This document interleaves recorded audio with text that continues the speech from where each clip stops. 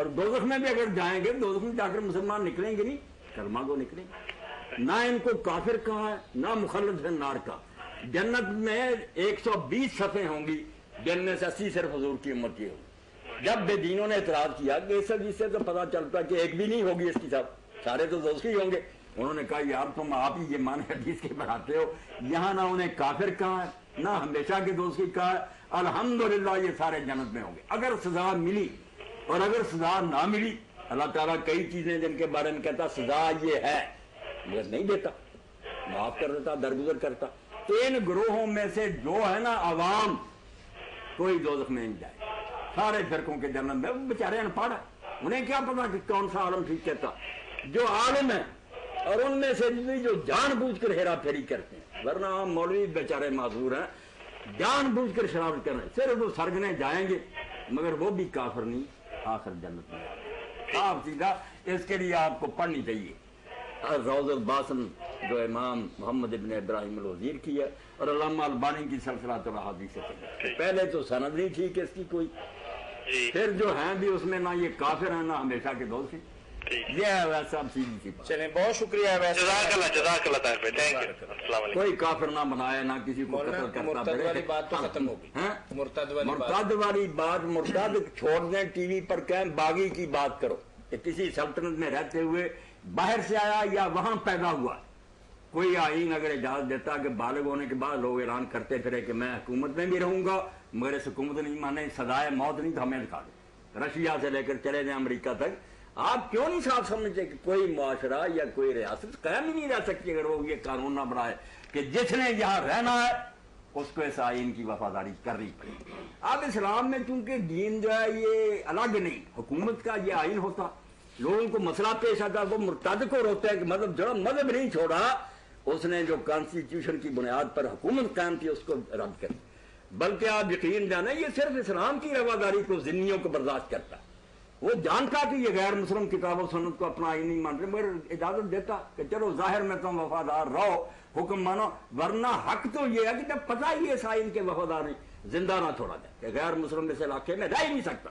یہ بھی اسلام کی رواداری ہے جو ان کم بختوں کی سمجھ میں نہیں آتی کہ وہ جانتے ہوئے کہ یہ کافر ہے، دل سے اس آئین کے مگر چلا کہتا ظاہری اگر تم کرو حتیٰ یوت الجزیۃ عن ید وہم، ظاہر میں مطیع ہو کر چلو تمہیں جان بجنے کی اجازت دے دیتے ہیں، وہ بھی اس بنیاد پر کہ شاید یہاں رہتے رہتے اسلامی حکومت کا عدل انصاف دیکھ کر یہ متاثر ہو جائے۔ یہ روتے ہیں کہ قتل کر دیتا، قتل تو ساری حکومتیں کرتی کہ جو بغاوت کرے گا زندہ نہیں چھوڑے گا۔ اسلام اپنے باغیوں کو ذمی جن کو کہتے ہیں غیر مسلم رعایا ان کو بھی جینے کا حق دیتا تو ان کے ساتھ بڑا نرم سلوک ہے، ورنہ جس کا پتہ ہو کہ یہ ہمارے آئین کا دشمن ہے کون سی حکومت اجازت دیتی؟ کرو بات اپنی زبان میں کہ باغی کی بات کرو، پھر سمجھ آ جائے گی کہ اسلامی حکومت میں جو مذہب بدلتا ہے وہ باغی ہوتا ہے، ریاست چل رہی ہے اس پر، مولویوں کے فتوے نہیں ہیں وہ۔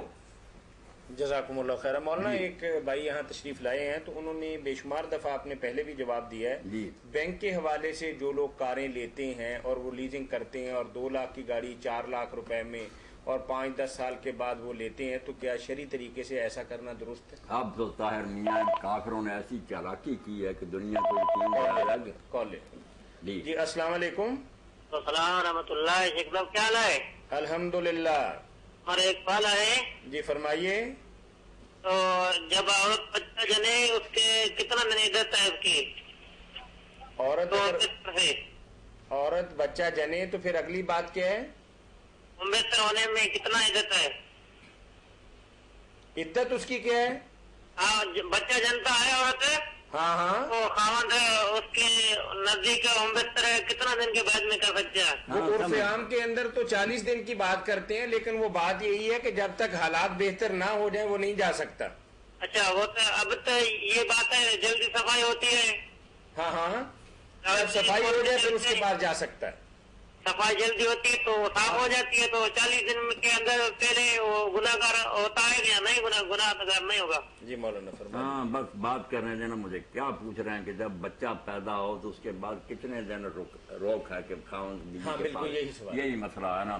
تو اس سلسلے میں عورتوں کو بھی علم ہونا چاہیے نا کہ یہ 40 دن جو غسل نہیں کرتی اور نماز نہیں پڑھتی یہ بے وقوف ہے، یہ کوئی بات نہیں۔ جس دن خون بند ہو جائے، بے شک 2 دن کے بعد ہی بند ہو جائے، نہائیں اور نماز شروع کریں، खून की बात है कि खून जब बंद होगा पाक गुस्ल करे और नमाज पढ़े। 40 दिन या बाद लोगों ने 60 दिन जो कहें वो तो है आखिरी हद कि अगर बिल्कुल ही ना रुके तो फिर 40 दिन तक ना पड़े, 40 दिन तक गुजर जाए तो फिर बेशक चलता रहे खून, वो निफास नहीं रहा, अब वो इस्तिहादा बन गए, वो रह गए। मगर असल मसला है कि जिस दिन खून बंद हो जाए तसल्ली हो जाए और नमाज पढ़े और उससे बाद सब कुछ जायज हो जाता। बाकी उनके अपने हालात हैं सेहत वगैरह के, मसले की रूह से सब कुछ वो कर सकते। जब खून बंद हो गया नहा लिया तो जायज। जी भाई बात वाजे हो गई।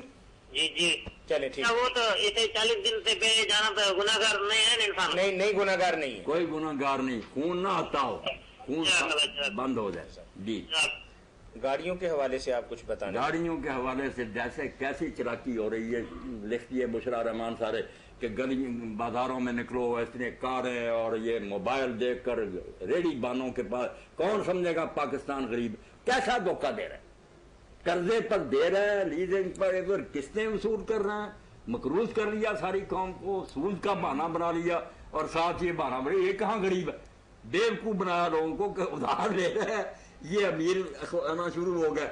ये सारा धंधा हराम है, सूद है, ये कोई जायज नहीं किस्तों पर, ये कारोबार बिल्कुल हराम है। सूद खाने के लिए लोगों ने एक नया रंग जो है ना दे दिया इसको कि नकद पैसे देकर ना लो, चीज दे दो और उसकी फिर ज्यादा कीमत बाद में लो, उसको हलाल करी, कोई फर्क समझा है क्योंकि बड़ी मरतबा उलमा जमा हुए, ये हमारे उलमाए किराम शू, हाँ फर्क तो कोई नहीं, मगर वो बै है ये है। मैं कहता हूँ इसीलिए तो परवेज मजाक उड़ाता था, ये तफक्को है इनका, ये समझ है कि 10 का नोट दे दे और बाद में 11 ले तो वो सूद है, और अगर क्या चीज 10 की है फिर उस दिन 11 लूंगा फिर हलाल है। बिल्कुल अकल से अंधे जो है ना उनकी ये बातें हैं, रूह देखनी चाहिए कि शायद तो वही है कि जैसे जैसे न्याज बढ़ती जाती है कीमत बढ़ाता जाता। ये सूद नहीं था, और सूद के कहते सामान लाजल, न्याज की जो कीमत लेता, इतने दिन पैसे तेरे पास रहेंगे इसलिए मैं ज्यादा बाद में दूंगा, यही सूद है। इसकी कोई शक्ल भी होगी हलाल नहीं हो सकती, सीधी बात। मौलाना अब तो जिस तरीके से हम करना ये चाहिए कि जो खरीदने आया उसको कहें कि नकद दे, मैं नहीं उधार दूंगा, अगर आपको तसल्ली नहीं, और अगर आप उधार देते हैं कि ये गरीब नकद नहीं दे सकता तो आप 100 की चीज उसको 80 में लें, अगर मुसलमान हैं तो 80 में लें कि ये गरीब नकद नहीं दे सकता, इसके साथ तो रह तो नहीं चाहिए। और अगर आप सूद खोर मादी निजाम के कह रहे हो तो फिर मसले क्या पूछे, सीधा बताएं कि आप ढोंक हैं, खून पीना चाहते हैं, फिर दीन को क्या, दीन तो ये कहेगा कि अगर वो नकद दे सकता तो नकद ले लें, और अगर नहीं दे सकता तो उस गरीब को सस्ता दें, ताकि पता चले कि आप या तो कर्जे हसना दे रहे हैं, मुफ्त भी दे दें तो बहुत अच्छी बात। मैंने तो इमाम गजाली के हवाले से बताया कि वो कहते कई नेक लोगों ने इसलिए दुकानें खोली कि वैसे किसी को पैसे दें तो बेचारा शर्मिंदा हो, उन्होंने अपने करिंदों से कह दिया कोई हिसाब किताब ना लिखो, ले जाने दो, देगा ठीक है वरना पूछना कोई नहीं, हमने तो दुकान इसलिए खोली है कि ये लोग ले जाया करें। बेचारे कैसे लोग थे जो अल्लाह का फजल तलाश करते थे।